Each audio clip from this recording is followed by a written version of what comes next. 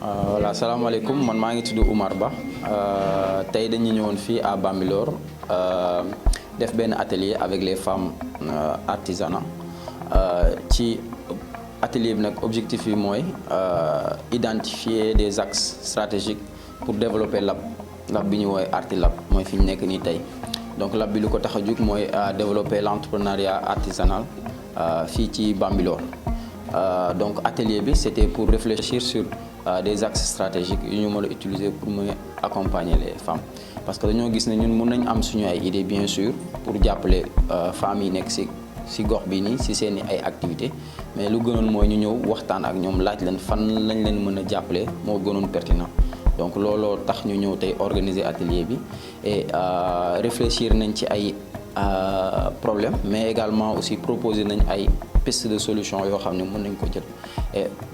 problème majeur yi ñu jot a identifié ci atelier bi c'était problème yu am rapport ak fourniture problème yu am rapport ak commercialisation problème yu am rapport ak recouvrement problème yu am ak gestion donc chaîne boobu noonu la activité yi di jël maintenant ci problème yi gën a urgent aujourd'hui mooy problème yu am ak la commercialisation ak recouvrement ak gestion donc ci commercialisation aujourd'hui ñoom seen activité yëpp c'est des activités d'opportunité parce que nit ñi dañuy ñëw jënd ci ñoom mais malheureusement il faudrait trouver un modèle pour que nit ñi mën a ñëw jënd parce que les gens ne vont pas préférer ñëw directement jënd ak cash dañuy bëgg di leb par exemple di joxe avance loolu aussi mën nañ ko comprendre maintenant l'idée c'est de réfléchir à un modèle pour ça quel modèle la ñu war a proposer pour que nit ñi mën a jënd également mën a fay à temps parce que aussi fay à temps également ci problème yi la bokk parce que mënoo jënd sa article jaay ko toog ay mois te doo def recouvrement bi donc principalement ci côté commercialisation c'était ça ci côté recouvrement aussi c'est li ma wax léegi mooy que dafay jël temps également pour que boo jëndee fay bi dafay jël temps lu yàgg également côté gestion aussi remarqué nañ fa ay quelques challenges yu ñu war a jël en compte et challenge yooyu c'est aujourd'hui boo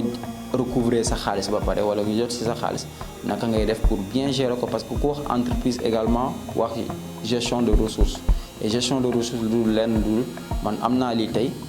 fan lan mooy ci sama bénéfice lan laa war a réinverser sama activité pour que mu mën a développer parce que activité bi tamit foog nga nourrir ko et loolu aujourd'hui c'est un problème parce que amul benn process boo xam ne leer na pour ñoom ñu utiliser donc xamuñu lan mo ban lii ci ban panier la war a dem lee ci ban panier la loolu aussi c'est un problème maintenant si problème yooyu yëpp ma la citer que ce soit ci domaine de commercialisation ce domaine de recouvrement et domaine de gestion on a pensé à des pistes de solution et pistes de solution yi benn bi mooy ci par exemple créer benn marché te loolu lu existe la ba pare déjà ñoom am nañ benn groupement boo xam ne ñoom ñi ngi def marché boobu et loolu juste renforcer ko bu ñu ko renforcer dina gën a jëm kanam et ñun aujourd'hui suñu objectif mooy renforcer marché boobu noonu di ko def de façon régulière ñii di mën a dem foofu di exposer seen ay produits si di ko jaay maintenant marché bi ñun aussi daf ñuy permettre ñu atteindre beneen objectif parce que dañoo bëgg également cartographier secteur d'activité yi fi nekk ñoom nag c'est des femmes très braves jot nañ def liggéey boobu ba pare sax jot nañ commencer def cartographie kii bi ñun dañuy gën a ñëw appuyer loolu pour gën la mën a identifier kan moo nekk ci ban secteur et xam nañ ne également secteur bu nekk ak ay besoins spécifiques am léegi secteur bu ne également ñu defaat peut-être la même chose pour mën a xam lan mooy besoins spécifiques yi pour gën a mën leen appuyer de façon spécifique ku nekk ci secteur am donc loolu lañ jot a proposer ci côté commercialisation ci côté recouvrement également il faudra également parce que atelier bi également c'est juste réfléchir sur les problèmes également proposer des solutions ci côté recouvrement il sera question pour nous aussi de réfléchir sur un modèle économique pour permettre aux femmes également ñu bëgg a jënd cash mais képp ku bëgg a jënd aussi ci beneen manière c'est-à-dire joxe avance wala nga leb wala nga tontine naka nga ko mën a defee loolu dinañ réfléchir ci benn modèle pour à proposer ci côté gestion dinañ proposer ay formations de comptabilité d'économie familiale pour que nit ñi mën a xam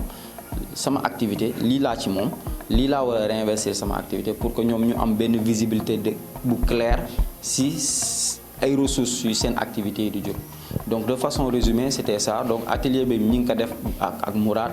ak ay femmes également yu ñëw teewee kii bi ñu ngi remercier ñëpp. Donc l'idée c'était vraiment de comprendre et sur ce qu'on a compris de pouvoir proposer parce que boo buggee comprendre vraiment il faut te déplacer venir avec les gens pour mën a xam ñoom lan la ñuy dund et également mën a proposer lu am njëriñ et en passant aussi ñu ngi féliciter femmes yi vraiment ñoom ñu neex a jàppale lañ parce que am nañ ay activités xam nañ la lañ bëgg te ñu ngi def ay jéego ci défis yi même yi ñu identifier fii nii. ci côté numérique wax nañ aussi côté commercialisation parce que ñun avant ñu ñëw fii amoon nañ quand même ay idées de projet yoo xam ne mën nañ ko proposer aux femmes mais quand même dañoo bëggoon préférer ñëw aussi waxtaan ak ñoom ci loolu mais ñun suñu ay objectifs yi ñu am numérique am na ci lu am solo parce que aujourd'hui mënoo wax entrepreneuriat mënoo wax économie sans pour autant parler de numérique même si ku ci nekkul da nga ci war a nekk parce que adduna bi foofu la jëm donc pour gën a mën a aider acteurs yi nga ñu mën a def seen ay liggéey il faut que aujourd'hui ñu capacité leen ci côté boobu noonu te ñoom comme j'ai dit du ñu xaar kenn di ñëw di leen jàppale ñoom ñoo njëkk a jàppale seen bopp ñoom aujourd'hui am nañ ay réflexes créer ay groupe WhatsApp am nañ ay réflexes aujourd'hui di commercialiser seen produit ci côté communication si à travers les réseaux sociaux comme WhatsApp aujourd'hui ñun si côté boobu dañuy ñëw renforcer l'existant pour gën koo développer parce que le digital comme on le dit c'est outil la en fait outil la du loo xam ne daf lay permettre vraiment nga réussir parce que ñu bëri bu ñu ñëwee ci benn projet dañ naan non dañ koy digitaliser créer ay site web wala créer affaire yu compliqué alors que le digital ça peut être quelque chose de très simple te aujourd'hui bu ñu ñëwee par exemple ci contexte yu mel nii di proposer loo xam ne dafa sophistiqué ay applications noonu on va partir de l'existant on va les former sur les outils déjà qu'ils utilisent ak également yeneen outils comme par exemple Facebook parce que sur Facebook aujourd'hui on peut vendre sur Facebook on peut vendre sur Instagram on peut utiliser son téléphone pour vendre on n'a pas besoin de développer ay affaires yu sophistiquées le digital c'est pas extraordinaire c'est des choses très simples que les gens utilisent et sur lesquelles on les appuie pour que ñoom ñu développer seen activité il faut pas venir inventer roue bi mais il faut venir partir de l'existant pour développer donc digital am na affaire bu am solo ci projet bi surtout ci côté commercialisation donc on a juste parlé du marché parce que aujourd'hui marché bi mooy mais ñun par rapport à nos objectifs renforcer leen ci côté marketing digital ça fait partie de nos objectifs et lu ñu bëgg a def la incha allah ak fi. maa ngi tudd Aïssata Diallo di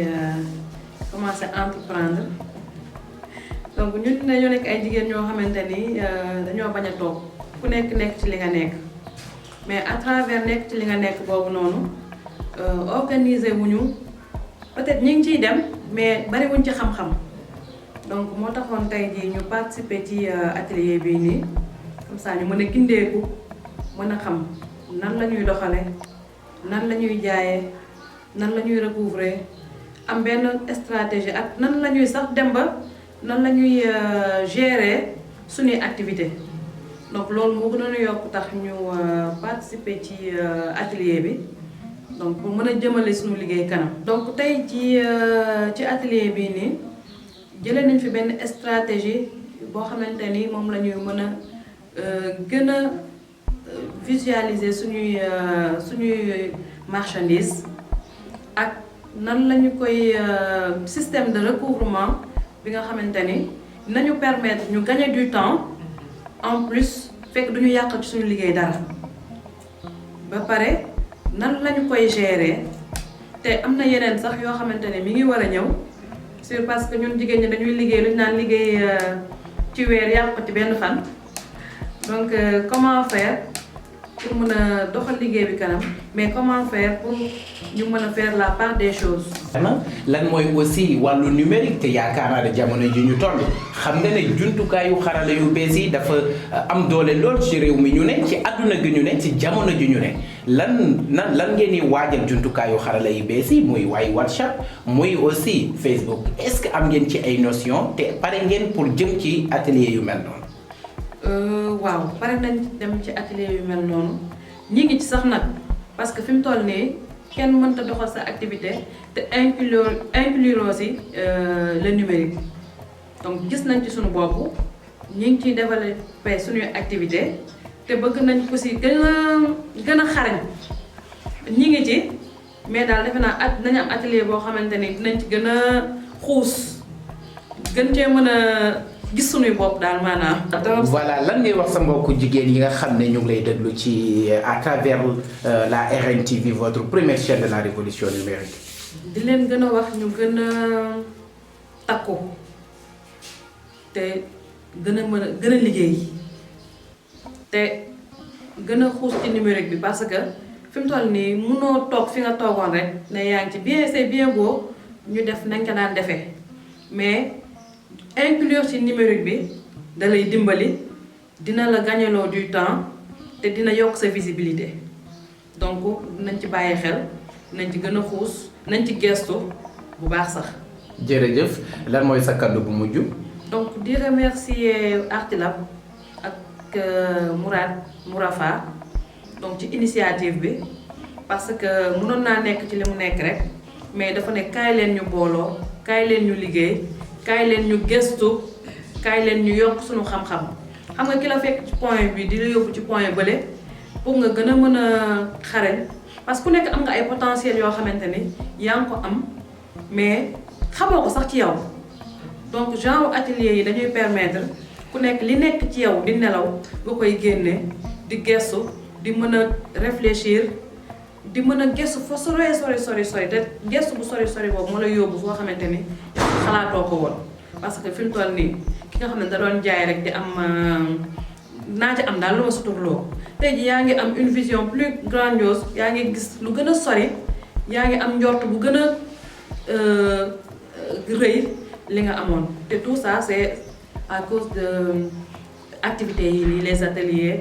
ak donc ñu ngi remercier daal mu waat wi moon goto fof yo ummo yo daro yo liggono hoore mum te kadi yo waddu hen ko wiyete ko le numérique jooɗaade ina moƴƴi kono kam jaggude hunde ɓuri ɗum moƴƴude goto fof yo liggano hoore mum yo wadda hen le numérique ma watmo permettre jottoyɗa ɗo ganduɗa a yettoyta tono toon par ce que joni kam tolɗen ko jamono mo ganduɗa fof ko waɗa numérisé donc goto fof ne foti fanude fandare mum e hen le numérique ma waɗmo permettre jottoyɗa ko ganduɗa ɓuuri jortuma mbeɗa waɗa remercier Mourafa baɗɗo initiative oɗo ina waɗa amen formé goto fof mbel ma yi hoore mum e ko liggoto ko nana atelier de la an fɛ yan bi n'o ye Bambilor Akisi an ka cité kɔnɔna na an ma deli ka atelier kɛ bi de an ye atelier ninnu kɛ atelier ninnu kɔnɔna fana na an ye fɛn caman dɔn ka sɔrɔ an tun t'a kalama mais an ye fɛn caman dɔn donc musow an bɛ min f'u ɲɛna o ye u ka bɔ de ka fara an kan u ka bɔ ka courage ta ka fara an kan u kana an ka to ka atelier ninnu kɛ ka to ka formation suivre an k'a dɔn an b'a taabolo min ta an ka diɲɛlatigɛ la parce que an bɛ se ka fɛn caman kɛ mais ni an ma don atelier ninnu kɔnɔna na an t'a faamuya donc u nana ka na min d'an ma bi an ye fɛn caman ba de don a kɔnɔ an ma deli k'a kɛ mais an y'a kɛ bi an y'a faamu donc musow bɛɛ lajɛlen ka bɔ an bɛ min deli o ye de musow bɛɛ ka bɔ an bɛ musow bɛɛ de encourager bɛɛ ka bɔ ka fara an kan an ka atelier ninnu kɛ ka formation caman kɛ k'an ka taabolo dɔn k'a dɔn an b'an ka fɛnw kɛ cogoya min na parce que a bɛ mɔgɔ kunkolo dayɛlɛ i bɛ fɛn caman dɔn